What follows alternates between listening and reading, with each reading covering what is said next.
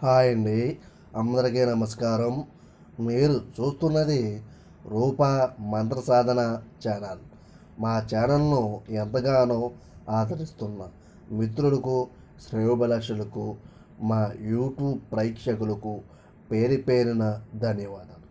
ఈ వీడియోలో మీకు మేడు చెట్టు కింద సకల విద్యలను ప్రసాదించేటటువంటి ఉదంబర యక్షిణి, ఈ యక్షిణి దేవతనే శారదా యక్షిణి అని కూడా అంటారు. ఈ యక్షిణి దేవతను ఉపాసన విధానం అనేది కలికాలంలో చాలా కష్టతరమైనప్పటికీ కూడా ఏకాగ్రతతో, నిశ్చల మనసుతో ఎవరైతే సాధన చేస్తారో వాళ్ళకి అతి సులువుగా యక్షిణీ విద్య అనేది పూర్తిగా లభ్యమవుతుంది. ముఖ్యంగా సాధకులు ఎవరైనా సరే, ఎంతటి వారైనా సరే, గురువు దగ్గర మంత్రోపదేశం తీసుకుని గురువు ఆధ్వర్యంలో ఈ యక్షిణి ఉపాసన అనేది చేయాలి. యక్షిణి ఉపాసన ఒకటి చేయడం కాదు, దానికి తగ్గ పురుష విద్య కూడా చేయాలి.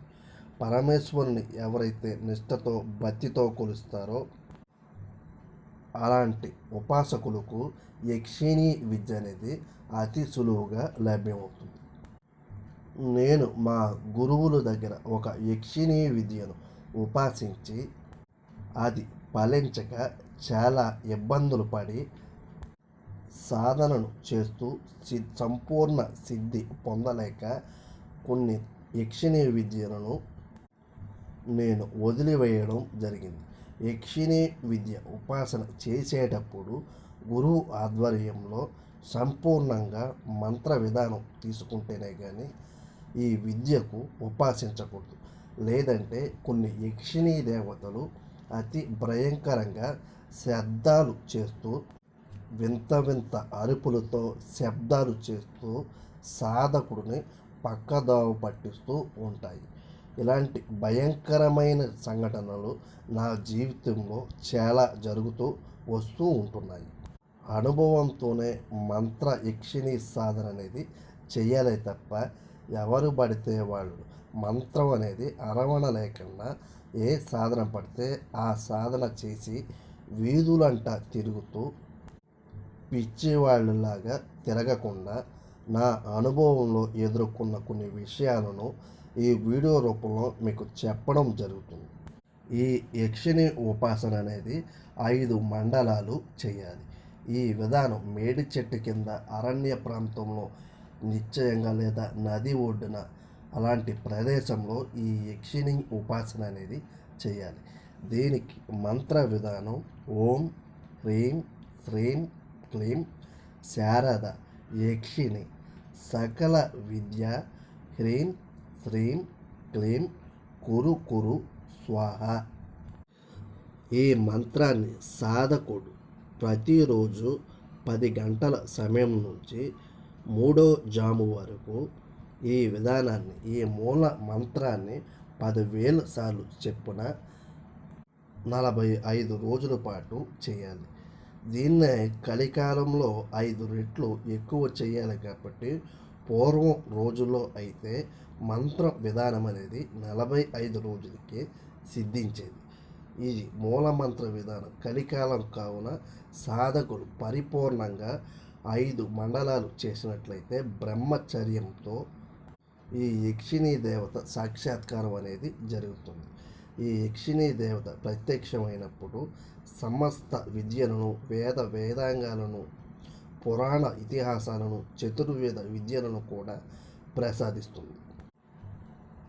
దాని ప్రభావంతో సాధకుడు ఏ విద్యనైనా సరే అవలీలగా జీర్ణించుకునేటటువంటి శక్తిని ఆ యక్షిణి ఉపాసన వల్ల పొందవచ్చు.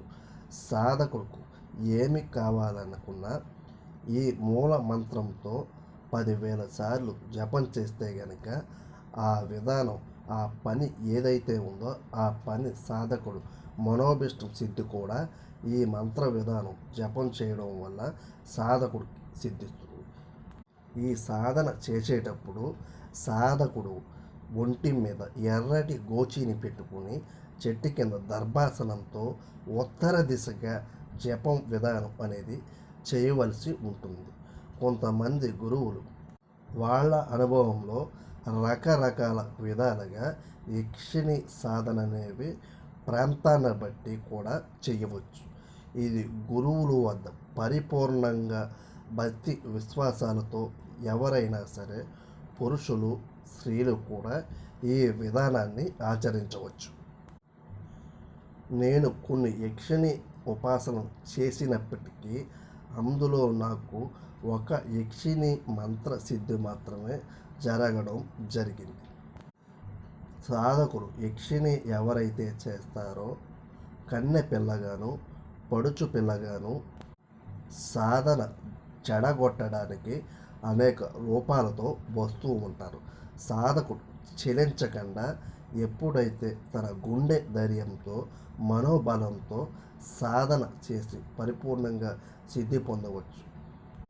ఈ సాధన పూర్తయ్యే కొద్దీ లేనిపోని ఆటంకాలు వస్తూ ఉంటాయి. ఈ యక్షిణి ఉపాసన అనేది అంత కఠినంగా ఉంటుంది కాబట్టి ఎవరైతే ఆటంకాలను అధిగమించి నిశ్చలంగా ఈ యక్షిణి ఉపాసన చేస్తారో వాళ్ళకి మాత్రమే అదృష్ట యోగం, సకల సిద్ధులు యక్షిణి ఉపాసన వల్ల పొందవచ్చు. సాధకుడికి తల్లిగాను సర్వశక్తి స్వరూపునిగా యక్షిణి అనే దేవతలు ఎప్పుడూ కాపాడుతూ ఉంటారు. ఈ యక్షిణి అంటే సాధకుడుకు తల్లితో సమానంగా చూసుకున్నట్లయితే గనక సాక్షాత్తు యక్షిణి పార్వతీదేవి అంశం మాదిరి ఉంటుంది. శంకరులు పార్వతీదేవి చెప్పిన మాట ప్రకారం యక్షిణి అంటే ఎవరు అని ఆమె అడిగితే పార్వతీదేవి స్వరూపాలుగా చెబుతూ ఉంటారు. నిజంగా ఈ అమ్మవారు పార్వతీదేవి అంశాలు ఏ యక్షిణి అయినా సరే పార్వతీదేవి లోంచి వచ్చినవే అని సాధకులు పరిపూర్ణంగా గమనించుకోవాలి. ఈ యక్షిణి జపం పూర్తయిన తర్వాత తేనె, పరమాన్నము, కొబ్బరికాయ, మహానైవేద్యం చెల్లించి సాష్టాంగ నమస్కారం చేసి సాధకుడు మౌనంతో ఇంటికి తిరిగి రావాలి. దారిలో ఎవరితోనూ మాట్లాడినా, ఎవరిని కలిసినా మళ్ళీ మొట్టమొదటి కానించి ఏ యక్షిణి ఉపాసన అయితే చేశారో ఆ యక్షిణిని కూడా మొట్టమొదటిసారిగా మళ్ళీ ఉపాసన చేసి మళ్ళీ తిరిగి యథాస్థానానికి రావాలి. నా అనుభవంలో ఒక సాధకుడు ఒక యక్షిణి సాధన చేసి తన భార్య బిడ్డలకు దూరంగా ఉంటూ ఎక్కడో అరణ్యంలో నివాసం ఉంటున్నాడు. ఆ సాధకుడు పూర్తి వివరాలు కూడా వీడియో చేయడం జరుగుతుంది. ఆ సాధకుడు గురువు లేకుండా చాలా ఇబ్బందులు పడుతూ సాధన అనేది కొనసాగిస్తూ ఉన్నాడు. యక్షిణీ దేవత ప్రసన్నమై ఆయనకి చెబుతుంది కానీ ఆవిడ దేవభాష అనేది ఆయనకు అర్థం కావడం లేదు. ఈ విషయమై ఆ సాధకుడు నన్ను సంప్రదించి దాని పూర్తి వివరాలు అడగడం జరిగింది. స్వామి, మీరు చేసేటటువంటి సాధనలో బీజాక్షరాలు కొన్ని తప్పు ఉండడం వల్ల సాధన పరిపూర్ణత కాలేదు అని చెప్పడం జరిగింది. ఆ స్వామి వచ్చి కలుస్తానన్నారు. గురువు లేకుండా పుస్తక రూపంలో ఉండేటటువంటి సాధన చేస్తే గనక ఈదులంట, రోడ్డులంట పిచ్చెక్కి దేశ దిమ్మరులై తిరుగుతూ ఉంటారు. అందరినీ వదిలేసి అటు ఇటు కాక ఏం చెయ్యాలో తోచక భార్య బిడ్డలను కుటుంబాలను వదిలి దేశ సంచారులుగా తిరుగుతూ ఉంటారు. సాధకులు ఎవరైనా సరే మంత్ర సాధన చేసేటప్పుడు ఇది మనకు వర్తిస్తుందా లేదా అని గురువుని 1-2 సార్లు అడిగి సాధన అనేది ప్రారంభించాలి. ఏది చేయకుండా మూలమంత్రం తీసుకొని సాధన చేస్తే మాత్రం దారుణమైనటువంటి పరిస్థితులు సాధకుడు ఎదుర్కోవాల్సి ఉంటుంది. ఇది ముఖ్యంగా సాధకులు ఎవరైనా సరే గుర్తుపెట్టుకోవచ్చు. మీకు ఏ విధమైనటువంటి సమస్యలకైనా సరే కోర్టు వ్యవహారాలకైనా సరే, భార్యాభర్తలు వశీకరణ లేదా మరుగు మందులకైనా సరే, మీకు ఎటువంటి సమస్యకైనా సరే మా కాంటాక్ట్ నెంబర్ను కేవలం వాట్సాప్ రూపంలో మాత్రమే సంప్రదించవచ్చు.